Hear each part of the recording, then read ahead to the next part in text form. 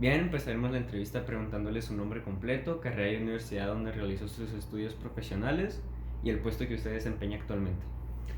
Mi nombre es Pedro Alberto Aro Ramírez. Yo estudié la carrera de ingeniero agrónomo con especialidad en fitotecnia.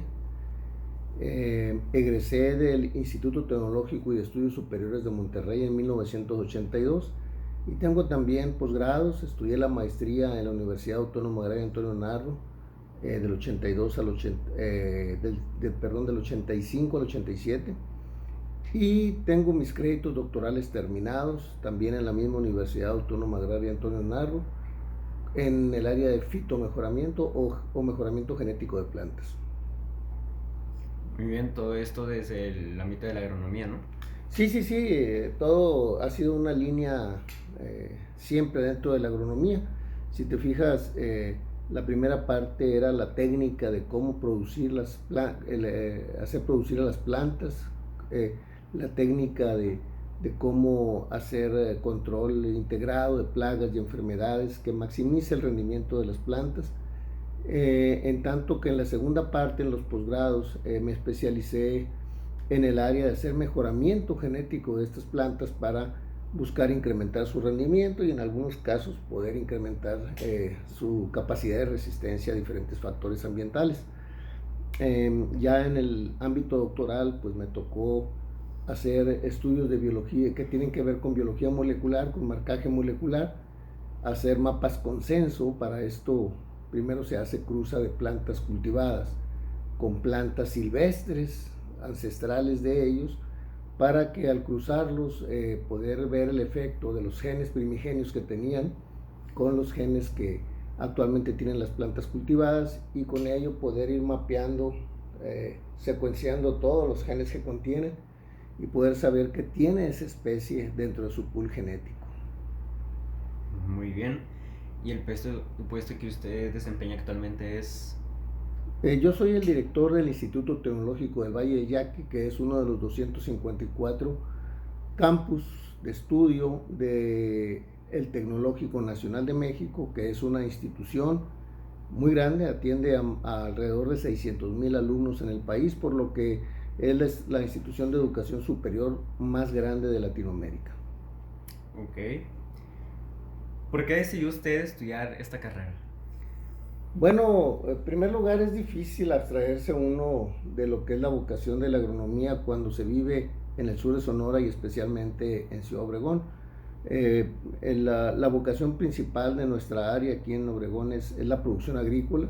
Mi padre fue agrónomo, yo desde muy chico salía con él, me iba los fines de semana con él también, y me fui pues enamorando del campo, fui aprendiendo de las plantas, y por alguna razón en algún momento quería poder explicar por qué las plantas se comportaban de la forma en que se comportan, por qué son de la forma en que las vemos.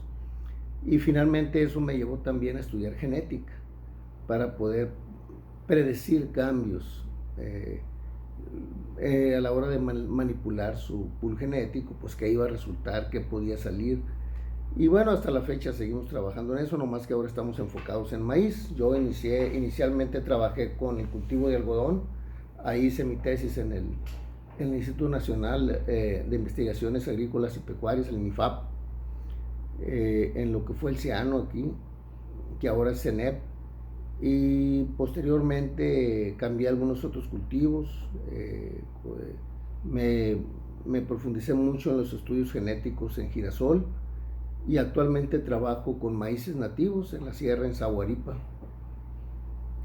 Muy bien, retomando un poquito para atrás en la parte que usted era más joven, ¿qué es lo que le apasiona de su carrera y por qué decidió escogerla de cierta forma? ¿Qué es lo que le apasionaba o apasiona así todavía?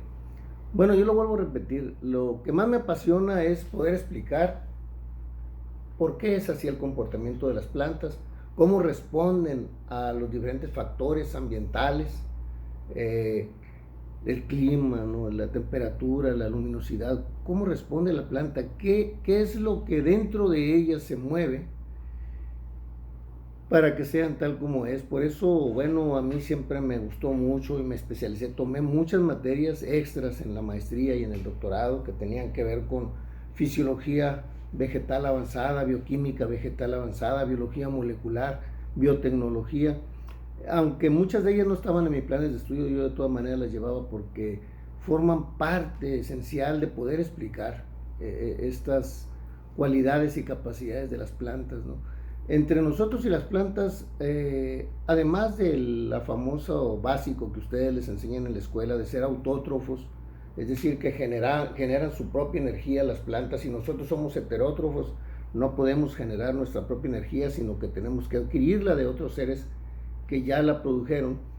Eh, pero, pero, ¿qué mecanismos hacen que respondamos igual y qué mecanismos hacen que respondan diferentes? Por ejemplo, las plantas durante mucho tiempo en su vida mantienen la totipotencia, o sea, son capaces de regenerarse y volver a crecer las podas.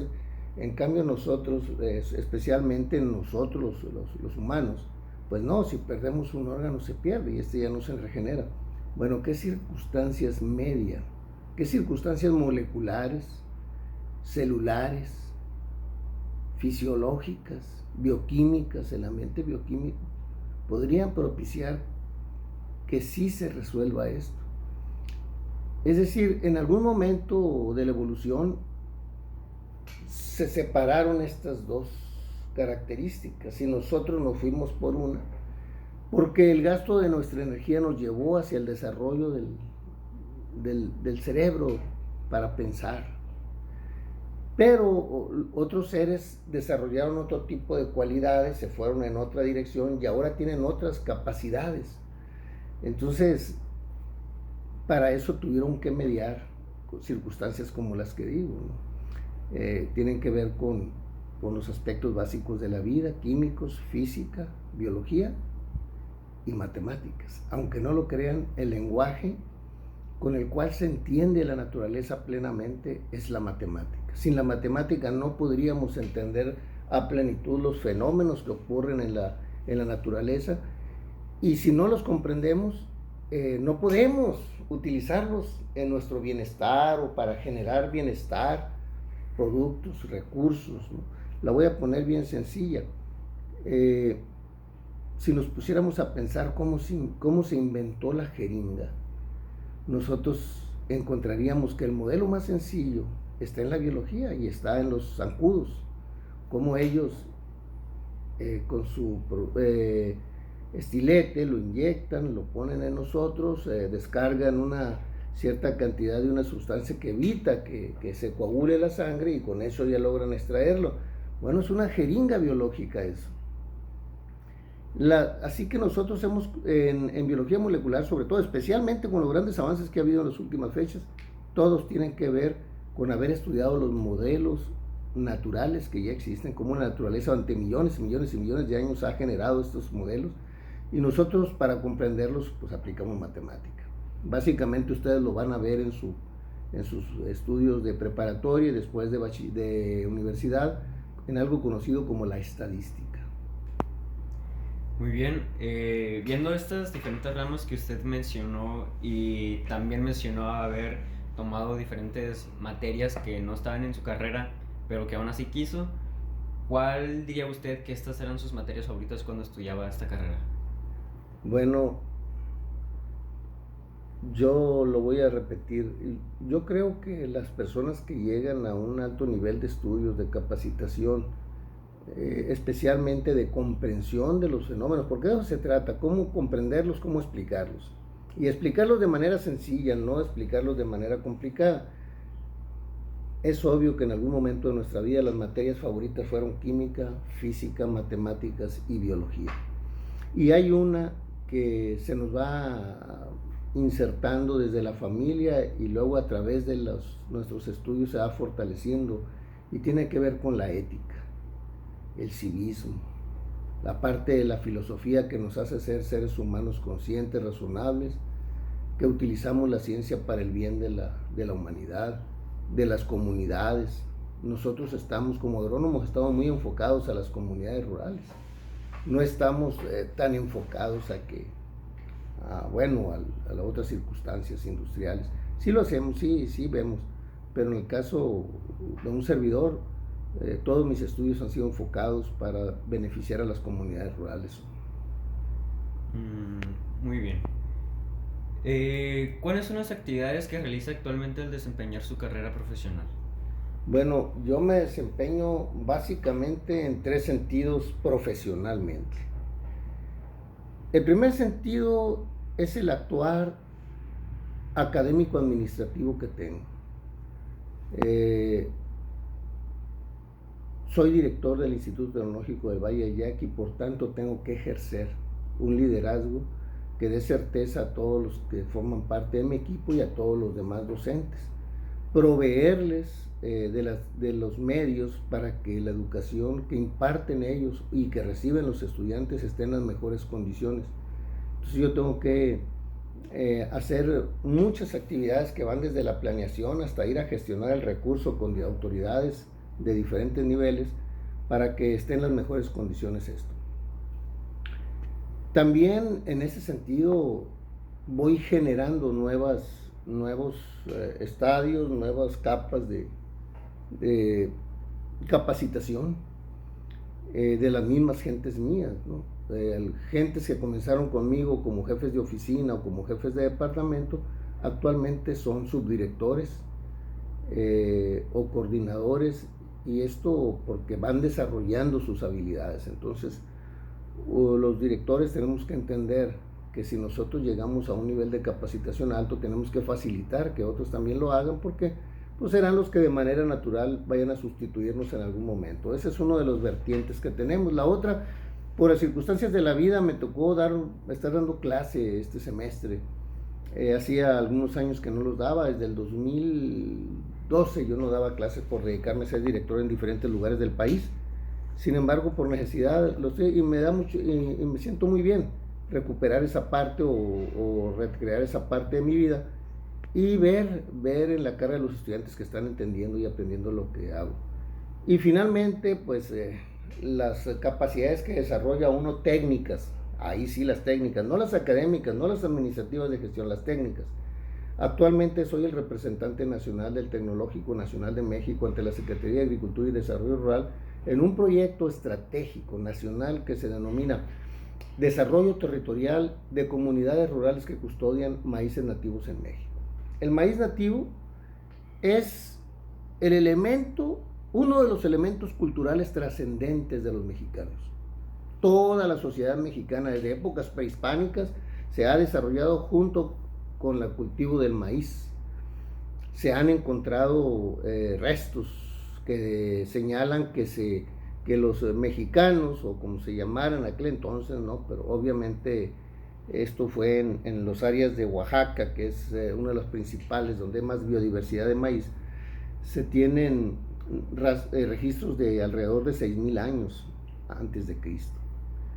Entonces, por supuesto, el maíz ha venido evolucionando durante miles de años, pero los registros señalan eso. Entonces, desde ese entonces hacia acá ha predominado en la cultura mexicana con una gran cantidad de bebidas derivadas del maíz, comidas derivadas del maíz, algunas comidas en las que se usan elementos del maíz como la hoja, sin necesidad de que el contenido sea maíz, etcétera, etcétera.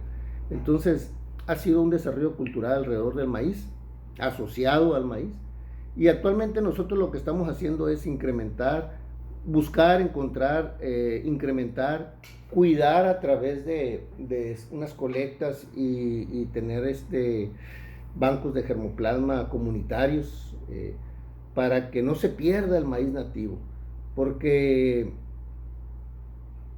es como tener un sitio arqueológico, ¿no?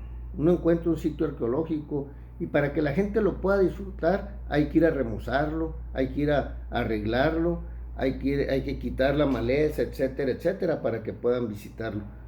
Bueno, pues para nosotros seguir disfrutando de los genes originales, aquellos con los que se defendía el maíz originalmente y que le hizo sobrevivir durante miles de años, pues están ahí. Y si no los cuidamos, no los incrementamos, no les damos mantenimiento, un día podríamos perderlos. Y si se presentara una enfermedad nueva, algo como el caso del COVID con nosotros, ¿no? algo para que no hubiera suficientes genes de resistencia, pues podría desaparecer eso. Y bueno, sería catastrófico. Así como para nosotros lo fue el COVID y como algunos de los seres humanos, pues no, simple y sencillamente no fueron afectados en nada aunque les diera el COVID. Eran algo así parecido como cuando la enfermedad del SIDA, que eran seropositivos. Les daba la enfermedad, pero no manifestaban ningún síntoma. Entonces nosotros estamos dedicados a ese mantenimiento. Eso es lo que estoy haciendo ahorita. Lo estamos haciendo en el municipio de Zaguaripa y por eso ahora le llamamos Zaguaripa, municipio custodio de maíces nativos en Sonora. Pues es un gran proyecto el que tiene ahorita mismo, ¿no? Supongo que ha de tener un gran recorrido antes de llegar a ese punto, claro. Y supongo que también ha pasado durante más retos, sí, todo ese camino que usted ha llevado para llegar a este punto en el cual tiene un proyecto así de grande.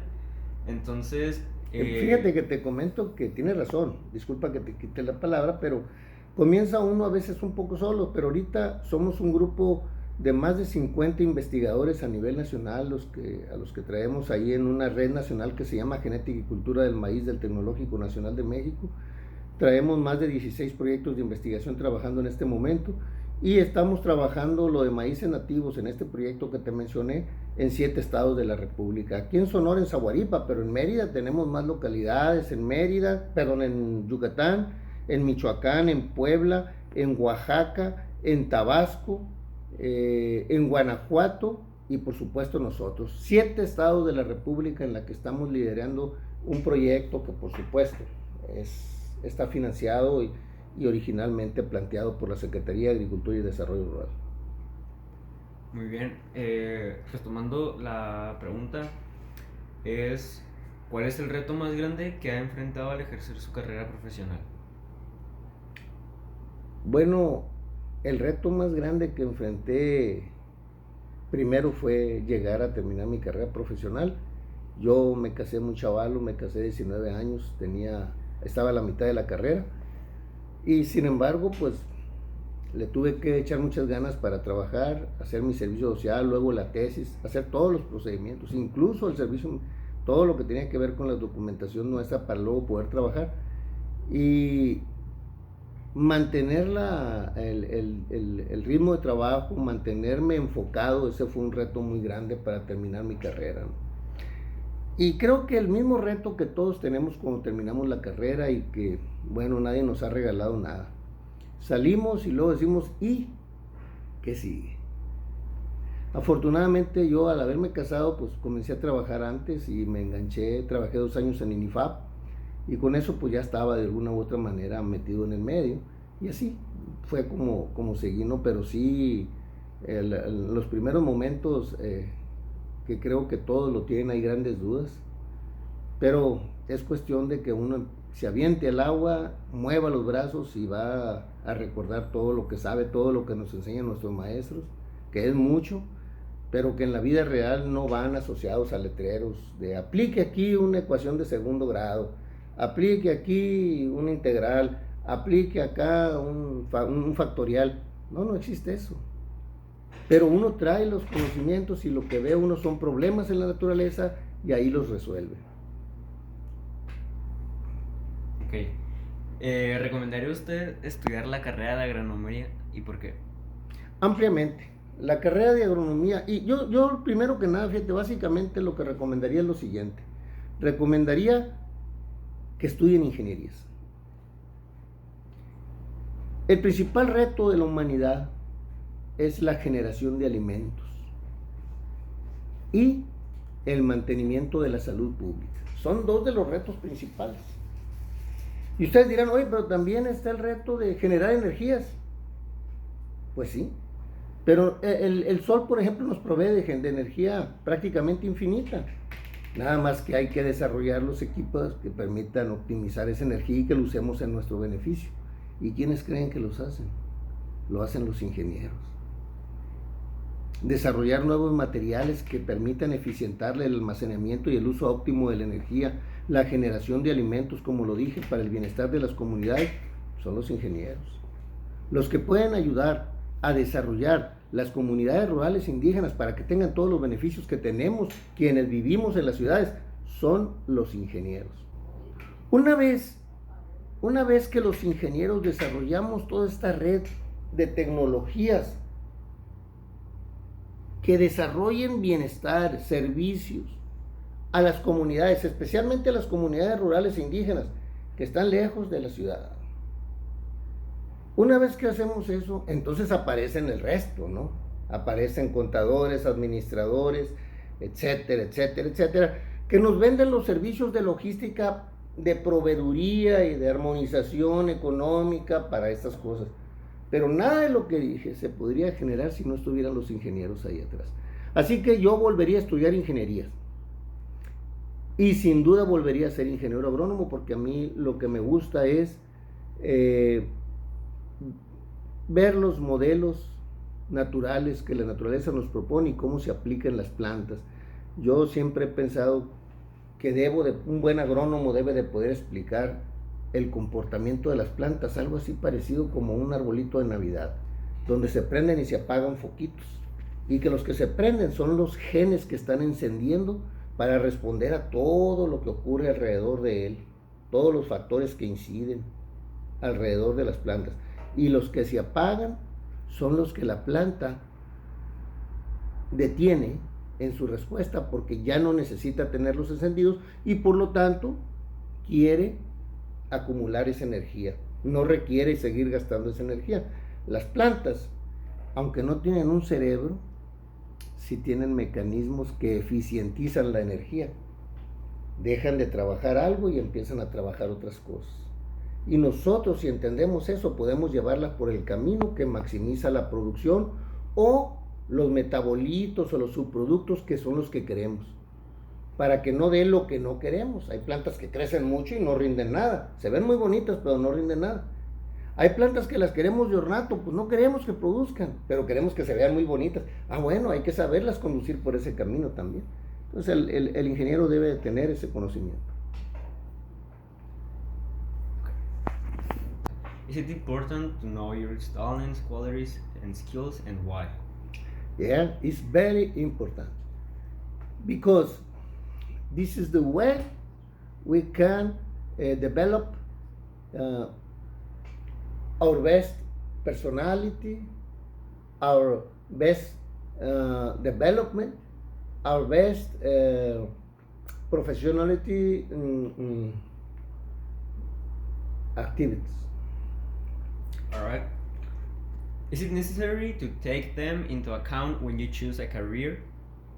Yeah, it's very important, and it's part of the programs, of the study programs in all the universities and instituciones de educación superior. Do you think it's important to enjoy what you do? Yes, it's very important. We need enjoy our career. We need develop my best economy, my best sociality level, and my best meeting with another professional engineering, because it's the form we exchange our knowledge, scientific knowledge. All right. What do you think it happens when you don't like your job? It's very, very dangerous. Then we don't like our job. We have a great preparation, technical preparation, and we are development in other qualities, society qualities, science qualities. All right. And in a wrong job will be